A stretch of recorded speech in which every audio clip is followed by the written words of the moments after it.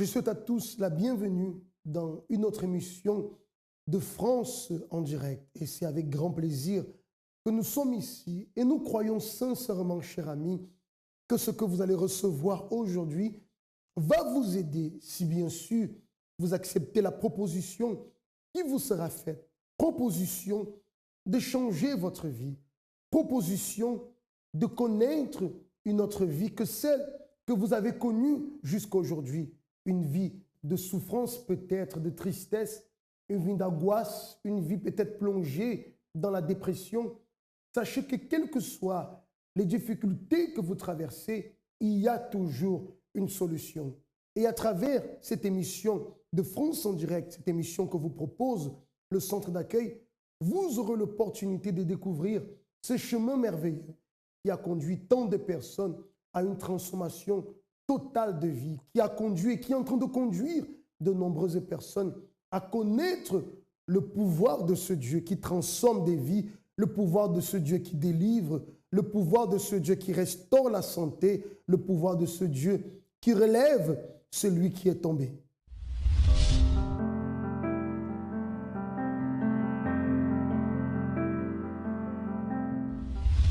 Les témoignages que nous vous présentons sont tout simplement la preuve vivante que ce que nous affirmons est une réalité. Nous ne venons pas à peine avec des paroles pour vous dire que Dieu existe, essayer de vous convaincre, non, mais nous vous montrons à travers des témoignages, des cas véridiques, qu'effectivement, si vous prenez la décision de chercher l'aide de Dieu, si vous vous tournez vers Dieu, certainement, il vous sauvera, certainement, il vous aidera à sortir de cette vie de souffrance que vous avez connue jusqu'à aujourd'hui. Et parmi les témoignages que nous allons voir aujourd'hui, nous avons le cas de Brice. Brice qui est arrivé ici au centre d'accueil dans la souffrance. Ce n'est pas une église qu'il a rencontrée, ce n'est pas une religion qu'il a rencontrée, ni un pasteur qu'il a rencontré. Mais ici au centre d'accueil, Brice a pu faire une rencontre avec le Dieu qui transforme les vies, le Dieu qui désire se manifester dans votre vie. Nous allons voir en ce moment son témoignage et juste après, on se retrouve.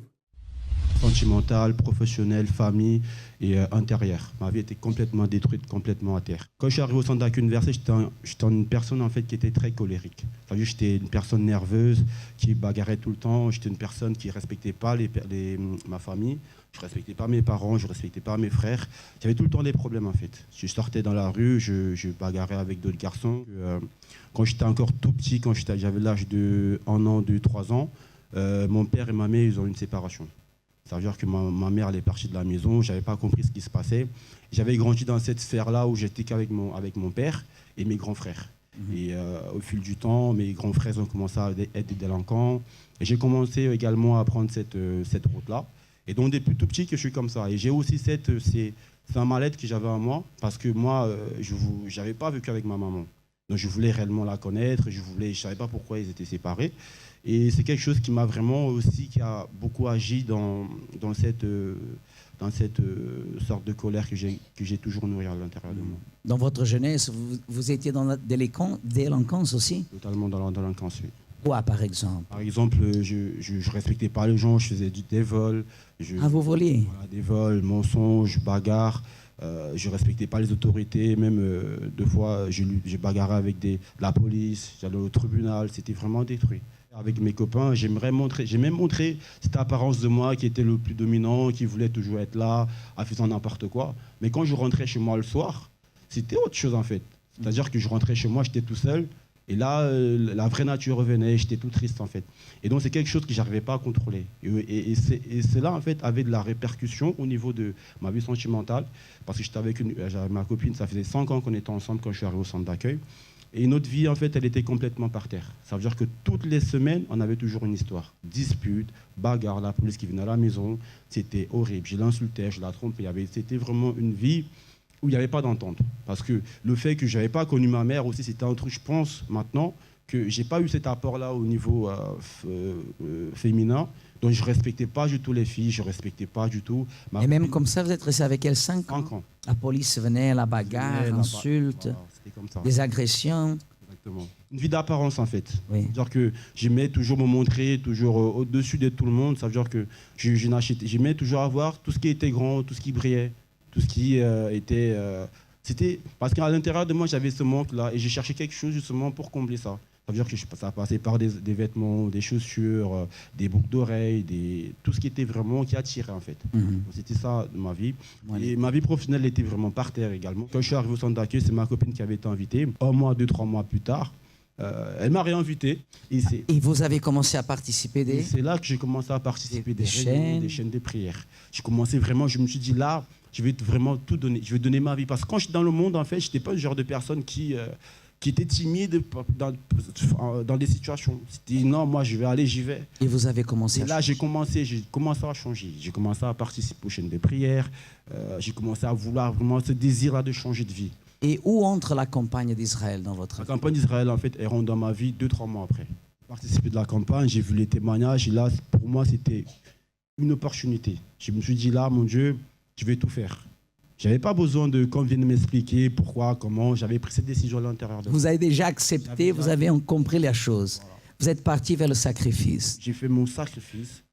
Je ne me suis pas préoccupé si Dieu allait répondre, si Dieu n'allait pas répondre. C'est quelque chose que j'ai mis entre les mains de Dieu. J'ai continué à faire mes chemins, j'ai continué à venir à l'église, j'ai continué à participer, à être là. Je ne me suis pas préoccupé du sacrifice, de la réponse. Aujourd'hui, Brice, c'est une personne complètement différente. Sur tous les domaines, sur tous les aspects, Brice l'a totalement changé. Au niveau de ma vie sentimentale, tout va bien. Ça fait, je crois, aujourd'hui même, pour vous dire, on est devenus des exemples pour nos familles maintenant. Quand il y a un problème, ils se réfèrent sur nous. Aujourd'hui, ma vie sentimentale, elle est bénie. Au niveau professionnel, après la campagne d'Israël, je suis rentré dans une grande entreprise. Une grande entreprise avec un poste important, dans une très grande entreprise. Le sacrifice pour lequel j'ai fait la campagne, c'était mon intérieur. C'était un nouveau Brice. Vous vouliez un nouveau Brice. Intérieurement, j'ai totalement changé. Je ne suis plus du tout la même personne. Brice, félicitations. Je vais même t'enlacer parce que tu es devenu un champion. Que Dieu te bénisse. Amen. Merci beaucoup. Vous voyez qu'aujourd'hui, le fait d'avoir passé peut-être beaucoup d'années avec les mêmes problèmes, la même souffrance, le cas de Brice, une personne qui était très colérique, une personne qui avait systématiquement des problèmes dans sa vie sentimentale. Et certainement, cela engendrait d'autres situations, d'autres problèmes, comme la tristesse intérieure et tant d'autres choses, des problèmes que beaucoup de personnes vivent aujourd'hui. Je disais, le fait d'avoir vécu tant d'années dans la souffrance, avec le même problème ou les mêmes situations, beaucoup de personnes s'habituent et pensent même qu'il est normal qu'elles vivent une vie de souffrance. Elles considèrent même cette vie de souffrance comme étant son destin, comme étant la croix qu'elle doit porter, comme étant la vie qui a été tracée pour elle, se disant que pour elle, il n'y a plus d'opportunité, qu'il n'y a plus de solution. Mais laissez-moi vous dire que cette façon de penser n'est pas la bonne façon. Aujourd'hui, je vais vous montrer une façon différente de penser, une façon qui peut vous aider justement à sortir de votre situation. Brice, peut-être lui aussi pensait qu'il était un cas perdu. Mais en arrivant ici, au centre d'accueil, en écoutant la parole de Dieu, en comprenant que Dieu avait un plan pour sa vie, non un plan de malheur, non un plan de souffrance, un plan de destruction, comme il le dit d'ailleurs dans sa parole, qu'il a fait sur nous des plans de paix, de bonheur, et non des plans de malheur. Lorsqu'il a compris que la volonté de Dieu était qu'il soit une personne heureuse, qui puisse reconstruire sa vie dans la présence de Dieu, il a cru dans cette parole. Il a mis en pratique sa foi en obéissance aux directions qu'il a reçues. Et avec persévérance, vous voyez qu'aujourd'hui, sa vie est totalement transformée. Ça, c'est la preuve de l'action de Dieu. Ça, c'est la preuve que Dieu est le même, qui n'a pas changé. Et de la même façon qu'il a agi dans le passé, il se manifeste aujourd'hui dans la vie de ceux qui le cherchent, dans la vie de ceux qui s'approchent de lui avec confiance, avec détermination. Et c'est l'invitation que je vous fais en ce moment, cher ami, pour vous qui avez besoin d'aide. Sachez que Dieu a la main tendue vers vous et désire vous aider. Vous n'avez pas réfléchi aux conséquences. Pour cette raison, vous êtes ici. Emprisonné à cause des choses dont vous pensiez qu'elles vous rendraient heureux. À cause d'addictions nocives, des relations perdues et des finances détruites. Votre pensée se retrouve prisonnière de vos échecs et de vos frustrations. Sachez que si vous désirez changer votre situation, le centre d'accueil a ses portes ouvertes tous les jours pour vous.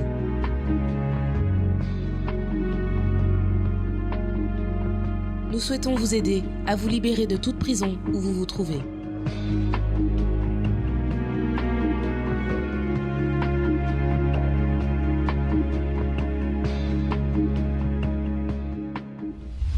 Avant de découvrir le second témoignage que nous avons préparé pour vous aujourd'hui, j'aimerais mettre à votre disposition en ce moment, pour vous qui êtes en ce moment, vous avez besoin d'aide. Vous avez compris que vous avez besoin de l'aide de Dieu et vous voulez que Dieu se manifeste dans votre vie. Vous avez besoin d'une orientation pour sortir de cette vie de souffrance. Alors je vais mettre à votre disposition en ce moment l'ami 24 heures. C'est le numéro de téléphone qui s'affiche en ce moment sur le bas de votre écran. C'est le 01 53 35 85 12. Le 01 53 35 85 12. Et en ce moment même, vous pouvez entrer en contact avec nous parce qu'un de nos conseillers va vous répondre, va vous écouter et vous pouvez être sûr, la direction que vous allez recevoir va pouvoir vous aider à commencer vraiment à lutter pour obtenir un changement, une transformation dans votre vie. Nous allons voir en ce moment donc la seconde histoire qui est l'histoire de Ghislaine. Je vous laisse découvrir quel était son passé, comment est-ce qu'elle est arrivée dans la présence de Dieu, dans quel état elle est arrivée ici à la recherche de l'aide. Avant d'arriver au centre d'accueil, ma vie était sans aucun sens.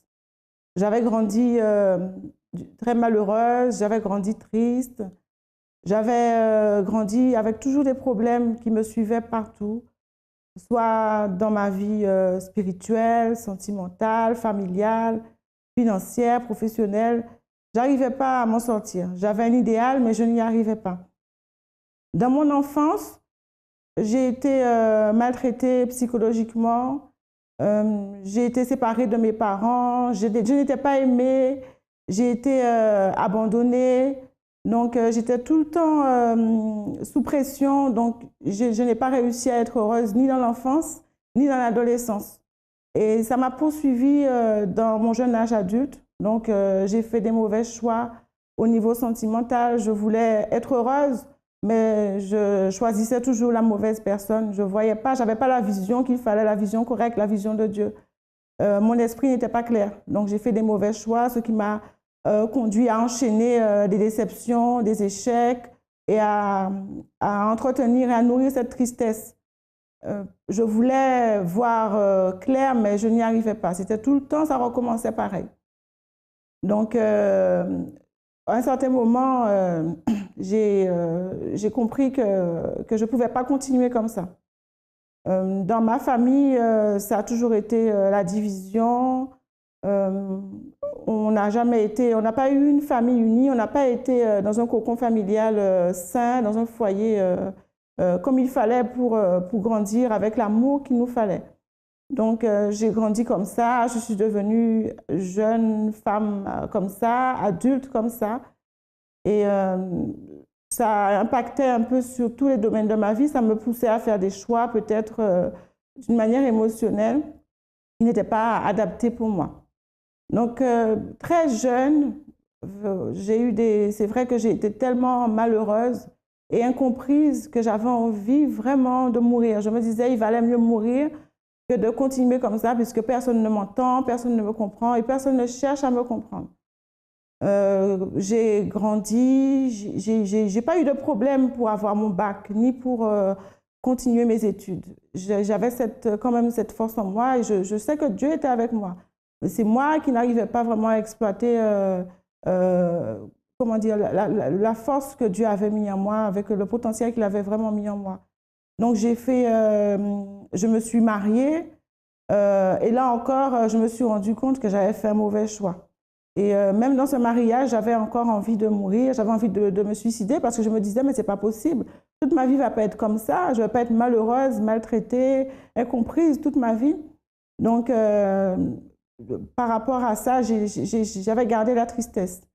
Donc, au niveau professionnel, je n'ai pas eu de difficulté à avoir mon diplôme, je n'ai pas de difficulté pour travailler, mais toujours, quand je travaille, je suis bien sur mon lieu de travail, je suis appréciée, mais je n'étais pas heureuse, je n'avais pas trouvé vraiment la voie qu'il me fallait. Et au niveau financier aussi, je n'y arrivais pas. Je n'arrivais pas à coller les deux bouts, je n'arrivais pas à prospérer vraiment. Je travaillais beaucoup et pour gagner rien du tout, presque rien du tout. Donc, il y avait ça comme problème dans ma vie. Donc, si on va résumer au niveau spirituel, au niveau sentimental, au niveau familial, au niveau financier, au niveau professionnel, avec mes enfants aussi, je voulais qu'ils soient heureux.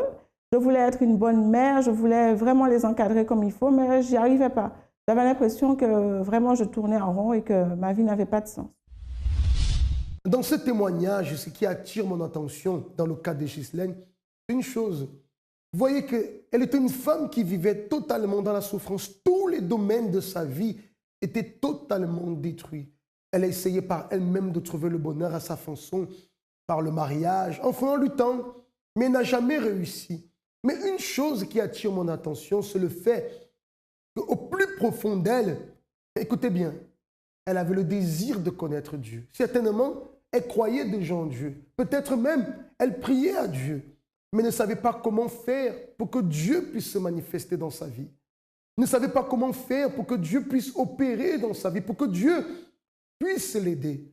Et la situation de Ghislaine auparavant est le cas de beaucoup de personnes aujourd'hui, peut-être le cas de vous qui me regardez en ce moment. Vous avez tellement de problèmes, tellement de situations, et vous êtes une personne qui croyait en Dieu, mais vous ne savez pas comment faire pour que Dieu puisse vous aider. Vous ne savez pas comment faire pour que Dieu puisse se manifester dans votre vie. C'est d'ailleurs pourquoi nous sommes ici, pour vous montrer le chemin. Si nous sommes ici, c'est parce que Dieu permet, et d'ailleurs vous-même, si vous êtes en train de voir cette émission, cela n'est pas le fait du hasard, c'est parce que Dieu permet que vous soyez là. Certainement, et ça c'est une certitude, Dieu veut se manifester dans votre vie. Lorsque nous vous invitons au centre d'accueil, c'est justement pour vous apprendre à trouver ce Dieu, à rencontrer ce Dieu dans votre vie. Et ainsi, il se manifestera pour une transformation totale. Continuons donc à voir l'histoire de Ghislaine. J'ai connu le centre d'accueil à un moment vraiment de ma vie où j'étais vraiment désespérée. J'étais vraiment dans un trou seul. Je fréquentais une autre église, j'avais arrêté d'y aller, mais pourtant je voulais rester tout près de Dieu, je voulais connaître Dieu, je voulais le servir, je voulais être tout le temps dans sa présence, mais j'avais décidé de rester seule. Parce qu'en fait, j'étais en pleine séparation, en pleine procédure d'un divorce très difficile, une rupture par rapport à mon ancien mariage, qui vraiment, ça n'allait pas, donc c'était très difficile. Je suis arrivée comme ça au centre d'accueil. Une amie m'a parlé d'une église qu'elle a connue en région parisienne. Elle m'a dit, viens, ça vient d'ouvrir ici en Guadeloupe. Et donc, elle m'a dit, je te donnerai l'adresse et puis tu iras voir. Donc là, à partir de ce moment, j'ai commencé déjà à faire des propos, à venir les jours qui étaient recommandés. Je frôlais un peu la dépression. Je n'étais pas dépressive, mais si je ne m'accrochais pas à Dieu, ça n'aurait été pas possible pour moi. Donc j'ai commencé à faire les chaînes de prière, à faire les chaînes du lundi, mardi, surtout mercredi pour chercher la présence de Dieu, le jeudi pour la famille, le vendredi pour la délivrance. J'ai commencé à venir le dimanche aussi, à suivre régulièrement les propos de prière. Et donc, après, il y avait des propos de foi. Donc, j'ai commencé à faire les propos de foi. Tout de suite, après, quand je suis arrivée, 1 mois et demi ou 2 mois après, j'ai entendu parler de la campagne d'Israël. Je ne savais pas vraiment ce que c'était, je n'avais pas vraiment compris, mais je me suis dit, je vais y aller. Je vais sacrifier, je vais faire ce que le pasteur dit, parce que je veux que ma vie change. Et j'ai mis toutes mes forces. J'avais beaucoup de problèmes financiers à ce moment. Je vivais avec un découvert de 2 000 € constamment que la banque m'accordait. Et donc, j'ai décidé de faire la campagne d'Israël. La campagne d'Israël, pour moi, c'est vraiment la solution pour changer les choses que je n'arrive pas à changer moi-même. Pour moi, quand il y a un nœud dans ma vie que je n'arrive pas à résoudre, la campagne d'Israël, c'est la solution. Quand une situation dure, vraiment un problème dur dans ma vie que je n'arrive pas, je n'ai plus de solution moi-même, j'ai épuisé toutes mes forces, la campagne d'Israël, c'est mon appui vraiment que j'utilise pour que Dieu puisse me faire avancer. Et à chaque fois, ça marche. Ça marche à chaque fois. Alors aujourd'hui, à travers la campagne d'Israël, à travers tous les propos et ma persévérance dans la foi, Dieu a changé vraiment tout ce qui avait à changer en moi. À l'intérieur de moi-même, je ne suis plus tourmentée, je suis tranquille, j'ai la paix, je ne pense plus à abandonner. J'ai la force de Dieu en moi et j'ai la présence de Dieu en moi. Donc, à travers tout ce que j'ai pu faire, sacrifier, Dieu a changé ma vision, ma pensée, ma manière d'être.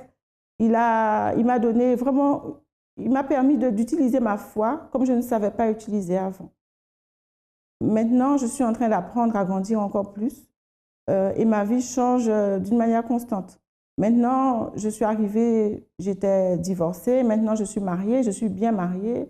Je suis mariée avec un homme qui sert Dieu et qui a les mêmes valeurs spirituelles que moi. Et c'était ça le plus important pour moi, que mon mari ait les mêmes valeurs spirituelles que moi. Maintenant, dans ma vie professionnelle, j'ai une vision qui est différente. Je ne suis plus stagnée pour dire que je vais être simplement une simple salariée, que je vais attendre tout le temps de quelqu'un. Je cherche toujours à aller plus loin. Donc, je travaille déjà à mon compte. J'ai une société de prestations pour des personnes qui sont dans le même domaine professionnel que moi. Et je suis en train encore de développer une entreprise qui n'a rien à voir avec ma formation. Donc, je ne suis pas bloquée au niveau professionnel. La vision que j'ai, c'est la vision que Dieu m'a donnée. Donc, au niveau de ma vie familiale, ça va. À la maison, il y a la paix. Tout le monde s'entend très bien. On est heureux. La présence de Dieu est là. Donc, Dieu vit en moi. Il est aussi dans ma maison, dans ma famille. Donc, je ne manque de rien. Je continue à persévérer vraiment pour atteindre d'autres objectifs parce que je sais que la vision que Dieu a pour moi, elle dépasse bien celle que j'ai déjà aujourd'hui, ce qu'il a fait déjà pour moi aujourd'hui. Au niveau de ma vie spirituelle, je suis tout à fait équilibrée. Je n'ai pas d'envie de suicide. Je ne déprime pas. Je ne désespère pas. Je suis forte. Je sais que j'ai Dieu en moi. Donc, si j'ai Dieu en moi, je ne peux pas avoir envie de mourir, de me tuer, puisque Dieu, c'est la vie. Donc, tout va très bien. Dans sa recherche de Dieu, Ghislaine, invitée par une amie, a pu connaître l'école de foi, comme elle-même définit le travail ici qui est réalisé au centre d'accueil. L'école de foi, où justement, elle a appris comment s'approcher de Dieu. Elle a appris comment mettre en pratique sa foi pour obtenir un véritable changement. Elle a fait sa part. Nous ne sommes pas en train de dire que lorsque vous allez arriver ici au centre d'accueil, que tout va se faire comme par magie. Non, nous avons des choses à mettre en pratique. Nous avons notre part à faire et Dieu fait sa part. Elle a donc persévéré dans la pratique de la foi, en obéissant aux directions qu'elle recevait, en croyant de tout son cœur, en persévérant. Et vous voyez le résultat aujourd'hui. Une vie totalement transformée, une vie totalement changée. La paix intérieure, aujourd'hui bien mariée, heureuse, ferme dans la présence de Dieu, bénie sur le plan financier, professionnel, bénie dans la vie spirituelle, bénie dans la vie sentimentale. Je dirais, tous les domaines de sa vie qui avant étaient totalement anéantis dans le chaos, aujourd'hui tout a été reconstruit parce que Dieu est entré dans sa vie, Dieu s'est manifesté dans sa vie. Cher ami, la même chose, regardez-moi s'il vous plaît, la même chose peut se produire dans votre vie. La même chose peut arriver si vous aussi vous donnez l'opportunité à Dieu d'agir dans votre vie, l'opportunité à Dieu d'entrer et de se manifester. Mais tout va dépendre du désir que vous avez au plus profond de vous. Ce désir de connaître Dieu et ce désir de mettre en pratique la foi qui certainement accomplira des merveilles dans votre vie. Dans tous nos centres d'accueil, chaque mardi a lieu la réunion Santé restaurée. Une réunion de foi et d'orientation spécifique pour toute personne atteinte d'une maladie incurable ou contre laquelle aucun traitement n'a été efficace jusqu'alors. Pour toute personne souffrant depuis une longue période de douleurs persistantes dans une ou plusieurs parties du corps sans qu'on en trouve la cause réelle. Si vous subissez l'un de ces points, rendez-vous dans l'une de nos réunions hebdomadaires pour recevoir des conseils efficaces alliant votre foi à la médecine. Centre d'accueil. Nous vivons ce que nous enseignons, nous sacrifions pour ce dont nous rêvons. Tous les jours, les portes du centre d'accueil sont ouvertes. Et si vous désirez connaître quel est le centre d'accueil qui est le plus proche de chez vous, vous pouvez entrer en contact avec nous à travers la Mi 24 heures, le numéro de téléphone qui s'affiche encore, ou tout simplement, vous pouvez aller sur notre site internet et vous aurez alors toutes les informations dont vous avez besoin. Sans oublier que demain, nous serons ici dans tous les centres d'accueil et principalement ici au siège. Nous sommes situés dans le 10e à Paris, au 254 rue du Faubourg Saint-Martin. Et demain, nous serons ici afin de déterminer la réhabilitation dans votre santé. Si vous êtes une personne malade, vous avez un être cher malade, dans tous les centres d'accueil demain, nous allons prier pour la restauration de la santé. Nous vous invitons. Sinon, vous pouvez déjà nous appeler dès à présent pour vous qui avez besoin. Ça a été un grand plaisir d'être avec vous aujourd'hui et avec l'espérance que tout ce que vous avez reçu puisse apporter des grandes choses positives pour votre vie. Je vous dis à très bientôt dans une autre émission de France en direct.